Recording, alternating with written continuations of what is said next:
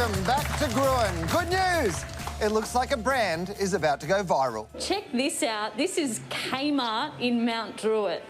The lines went down the street, hundreds of people packing inside. There is still a degree of fear that this could be a potential super spreader event. Well, better rush to Kmart to get all the things you need when you're stuck inside again. But that wasn't the only Kmart line making news this year. Melbourne socialite Nadia Bartel and 3 other women have each been fined more than $5,400 after video was shared on social media showing them snorting a white powder. I am shocked. Not at the saga of Nadia Cartel, but that the media immediately identified this $3 Kmart plate. Shame they couldn't identify that suspicious white powder. Ironically, the whole Kmart saga made Nadia a target, but I think Kmart should embrace the scandal like this. You want to please me,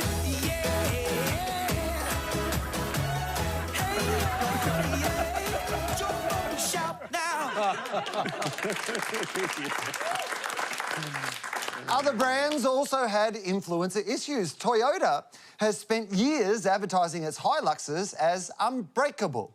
Also unbreakable? The Taliban. Back cruising around Kabul on Toyotas. Oh, what a feeling. Specifically, this feeling. Bugger. Ooh, bugger. Bugger. Then there was this unfortunate new ad. Together, we're telling the world, keep climbing. Good news, Delta did keep climbing, which might be why the Delta Air CEO refuses to say Delta strain, instead calling it, this is true, the B.1.617.2 variant. Catchy. Soon Delta was even delivered here. How? The driver may have been infected with a Delta strain of the virus linked to the United States after picking up a FedEx cargo crew. Oh my God, it's a brand's fault. Should have really kept that tracking code. Luckily, our own Delta variant had the best product placement of the year, front and centre at Kudos Bank Arena, which was a vaccination hub. So to kick off the season, we've FedExed a little something to the man who knows everything about going viral. Here you go, Russell. It's a $3 Kmart plate. And? You work in advertising, so I'm sure you'll be able to sort out the rest. Joining Russell, Hal Croft, Sunita Gloucester, Dee Madigan and Todd Sampson!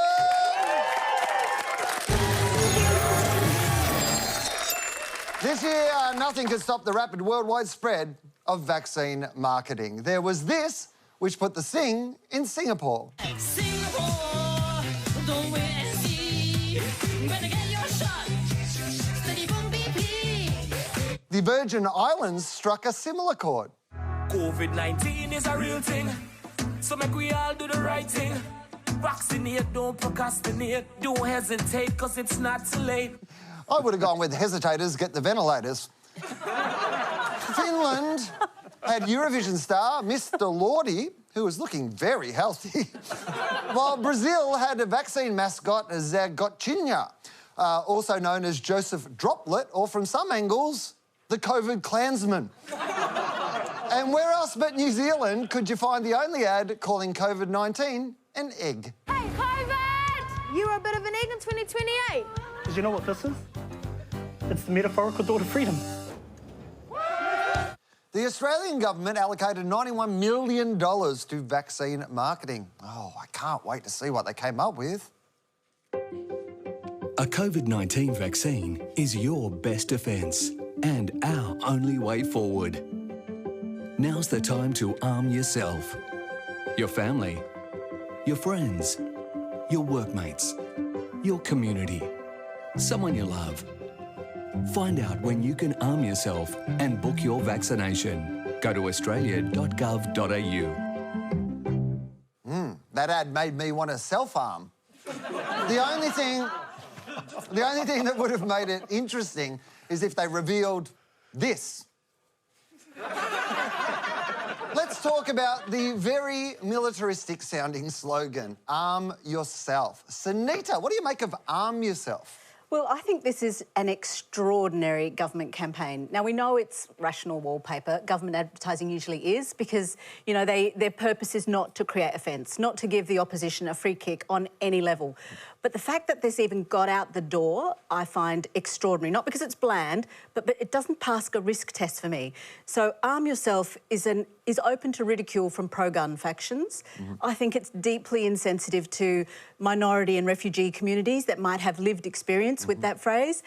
And I think for an anti-vaxxer, to give them a slogan like that where they just have to add one letter to turn it into harm yourself as the message, I think is pretty risky. Don't you think this was deliberately ineffective? It was a Clayton's campaign. It's the campaign you do when you don't actually want to campaign. The last thing this government wanted at that time was people going out to get vaccinated because there wasn't enough vaccines. So it was designed to be exactly as effective as it was, which is not very effective. No, it's a formula.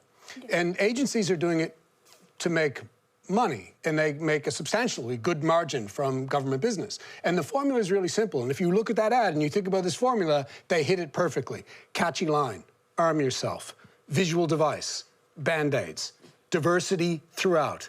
And they even used moving forward. I mean, it is classic, ineffectual, wasted money government advertising. Soon, Delta overwhelmed Australian businesses. No, not that one. So the federal government strolled out another big budget spot. Trigger warning, it's the scariest ad I've seen since the Canadian mascot, Uncle COVID. Uncle Mike, how you doing? Hello. Let's take a look at our ad.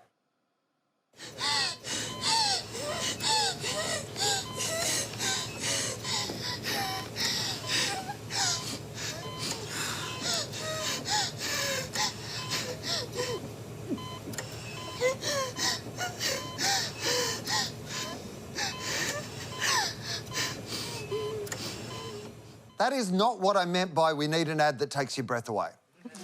Todd, that ad aired for 2 weeks and 2 days. Is that because it worked too well? It's worth saying up front that fear works. It definitely works. But it's more effective in getting us to stop doing something than it is to get us inspired to take action. But the two major issues I have with that is, first is distribution. And in this case, they advertised to the under 40s and didn't have their distribution sorted. So that, to me, was a massive, massive error. The second thing is targeting. But the strategy they chose was death. What we do know is young people believe in science. We didn't choose that as the avenue. We chose selling death to them, selling death to the invincible youth. In our country, there was very little fear.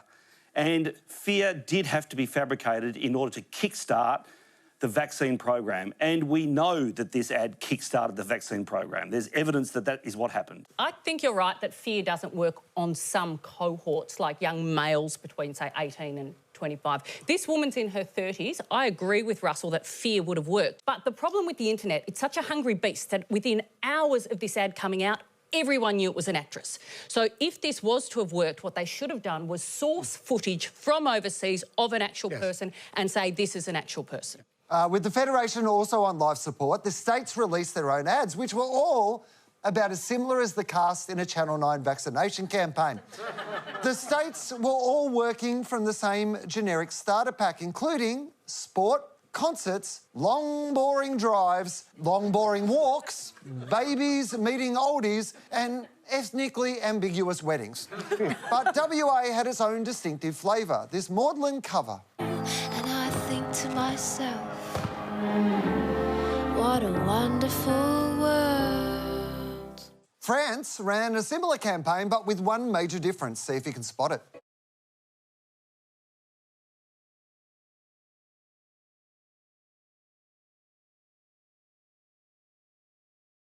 Did you spot the difference? We got fleshy arm flab and the French showed a needle. Now, Russell, there's heaps of pricks on TV, so why not show one in this ad? What I'm imagining happened is that somewhere along the line they received some research that said, oh, listen, don't show the needle. That's the thing that puts people off. It's complete nonsense. You have to show the action that's required. The other reason why the French ad's incredibly good, of course, is they had a long period of being locked down, like literally with everything shut down severely. Most people knew someone that had died. And so, as a result, the idea of freedom's got a far more there's a far more powerful tone of voice in the ad. Yeah, and Russell's right. There was actually a study done last year in Australia at Macquarie Uni that said 8% of people were vaccine hesitant because they were afraid of needles. I have a child like that, but I'm a cruel mother and made him get vaccinated anyway. But I would argue the French one almost overcomes that because you can actually see just how tiny it is and how quickly it's done. And I think we should have shown needles. I think they made the wrong call there. Yeah, I mean, but seriously, just how precious are we? It's just, you know, oh, I'm not having AstraZeneca. You're absolutely right, because, like, we're meant to be this country of, like, we're wrestling crocodiles and that's not a knife, and they're like, but I don't want to get a needle. But, Will, that ad is made by music. Pharrell is an incredibly astute business person. He sold that song, Freedom, to multiple brands, to banks, Walmart. He sold it all over. He makes tons of money from selling his music to advertising. That music is amazing. Yeah. With the government leaving an advertising vacuum, brands hoovered up the mess. Virgin showed a weirdly empty flight. Welcome back. But let's disembark here with Qantas. Oh, I can't wait to go back to Wuhan. I was there a couple of years ago, had some awesome food. Felt a bit crook when I got back, but anyway, long story, another time. That ad was a hit, which in advertising terms means people didn't hate it. But personally, I was worried about this part. I've got just the place for this. Gorgeous. How do you know? It's still in the bag. This part. London, going to see someone very special to me. He's talking about the Queen. He just heard she's single. And... Too soon? No. And this part. Oh, great. Now you're a cluster. Todd, you're on the board of Qantas, so we'll assume you love it. Dee, what did you think? I really liked it. It's very on brand for Qantas. It's an Australian song. It's high production values. I like it. It's not just an ad. They gave a lot of giveaways to get vaccinated. What I liked most about it was it didn't have a voiceover from beginning to end telling you what to think and what to do. It allowed you to feel. And I think brands would do very well to remember that where we consume media has changed. And a lot of times it's on, say, Facebook, which has auto-captioning. You have a voiceover from beginning to end, you have text all along there. And what that does is it takes you from an emotional space down to a rational space. You're starting to read. We make all purchasing decisions emotionally. Choosing to get vaccinated is a purchasing decision. You have to keep people in an emotional space. And you know what we did is we overlooked the oversell, right? At that time in August, you couldn't get much vaccine still, and you certainly couldn't book a flight because no one was talking about flying for at least another year. But that didn't matter to us because Qantas saw what our realities were, what we were feeling at the time, what the dream was, and they gave us a pathway there, and they stepped into the vacuum where nobody else was talking to us emotionally. Got a winner. Russell, is that the ad or is that the moment, or can you not differentiate the two? Well, yeah, it's definitely both. But Qantas has done a great job, I think, throughout the whole pandemic, where they've kept the discussion alive and continuously, I think, giving us a sense of optimism that in the end we are going to get back on planes and start flying again. I reckon they've done fantastically well. I then think about Virgin. Again, they're on the air. Grouse, they're on the air. Let's remind ourselves that in February at the Australian Open, Jane Hurley, who's now the new CEO of Virgin, she was booed because she said, let's hurry up and get vaccinated so we can fly again. So thankfully, we've all moved on from that moment. Is grouse a good thing? Grouse? Yeah. How long have you been here? I don't know. I don't really talk to people that say grouse. You haven't heard that things are not grouse? No. Grouse is a really good thing. Grouse is great. Okay, good. Grouse is really. I'm going to start using it. You should use it. No, don't. Grouse. Yeah, on your next special. Todd Sampson makes your brain grouse. As we embark on our roadmap out of vaccine advertising, some are explicitly targeting the hesitant, like the Swiss government.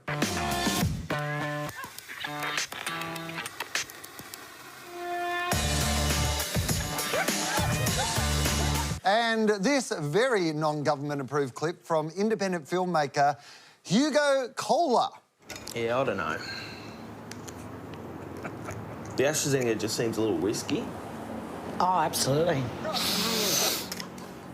You just don't know what's in it. Shit's fucking poisonous.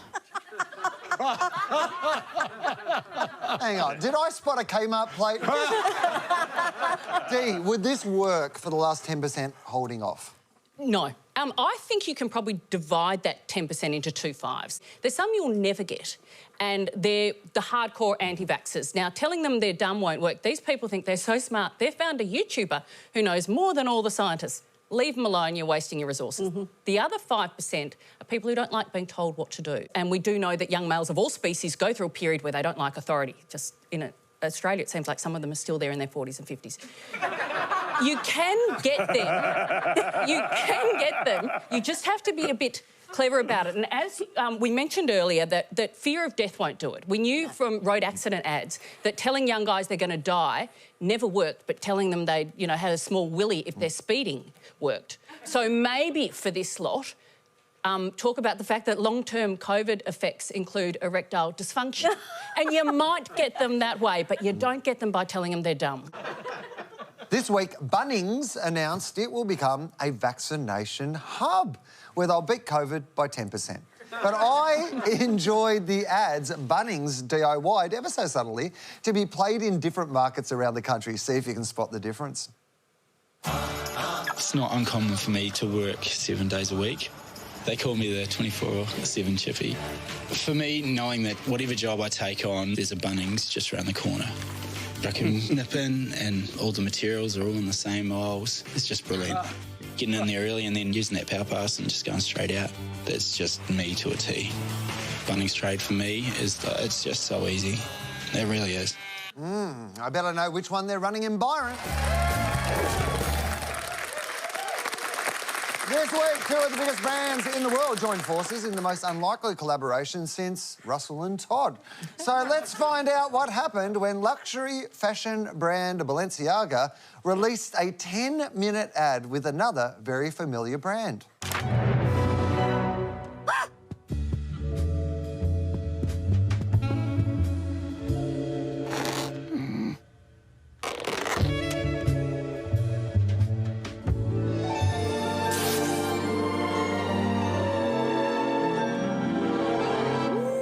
Frenchy. I've always loved the French.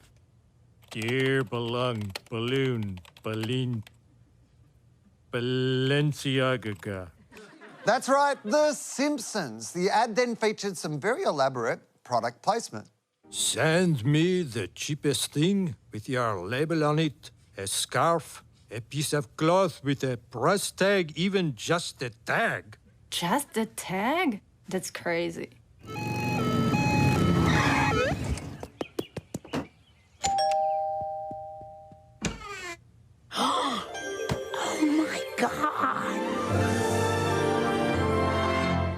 I have to return it. I just want to wear it once. What if you sweat in it? Trust me to be graceful.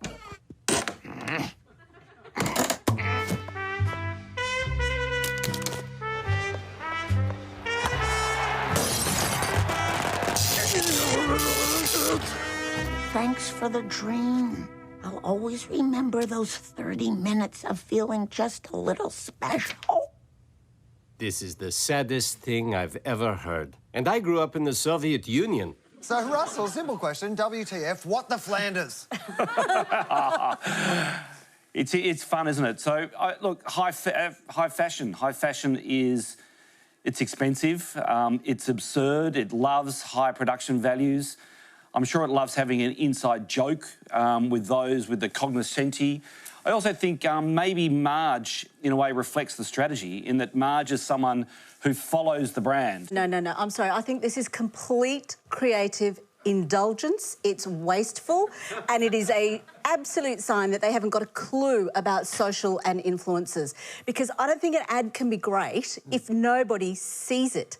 If you've got two brands as big as Balenciaga and The Simpsons and only 7 million people see it, you've failed. Christian Dior, for example, released that they were going to do all the outfits for BTS, a Korean K-pop band. Oh, you don't need to tell me. Right. So, they're BTS, my favourite since BTM. How about behind the news. Blackpink? How about Blackpink? Their search went up 420% in 3 days. So I think, you know, this is us talking, we're in the echo chamber again. This is Adland PR people patting ourselves on the back about something that nobody saw. I don't know exactly what its total cumulative numbers are, but I think as far as... 7 million. Is it really only 7 Yeah. million? Fuck, that's terrible. Yeah. I think fashion in itself is so silly, and it is like advertising's child. And I think for them to partner with a kind of populist, mainstream, global, some would say fading brand was an interesting choice. They're trying to ditch this sort of pretense of fashion, but keep the price. It may not be more than this creative director that for this brand. This creative director loved The Simpsons. He loved it his whole life. He watched it when he lived in the Soviet Union. So it may not be more than that. But maybe if we want to look at what their marketing strategy is, we have to look at his approach, the creative director's approach, because the creative director for that company leads all of this. And he has been someone who's been a meme baiter for a long time. I mean, he basically... Sorry, what? He uses memes. He basically baits people online. Like, he created at one stage, he created stiletto Crocs.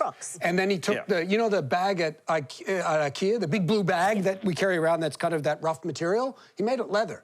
And he put their brand on it and sold it for $1,200.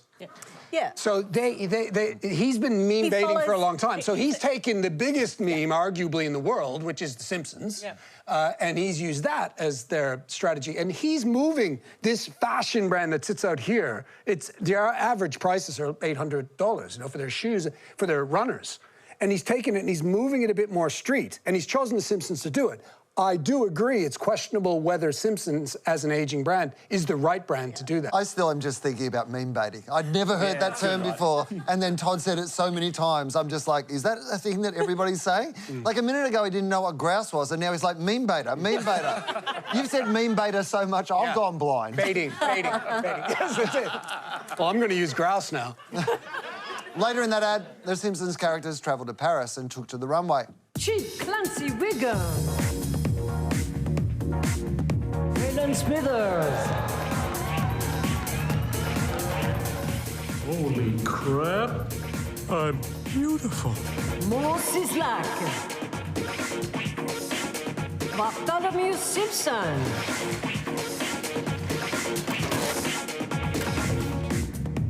You think that offends us? This is France! Dee, why sell high fashion with a family that wears the same clothes every day? Because that's kind of exactly why you pay attention to the clothes. And ultimately, this is about selling the clothes. But apparently it was really tricky for the animators to make the clothes look good on cartoon characters that don't have normal human dimensions, although you could argue neither do models. They've basically made Mark, who's, you know, got a foot-long, you know, blue beehive, look really sexy. That dress looks great, and all the clothes in that are from this season's collection. Balenciaga is a luxury brand where the highest prices are just the beginning, like this very real fake tradie costume, which costs $5,200. What a meme baiter. I'm not spending that on... I'm serious. I'm going to buy 1,733 Kmart plates.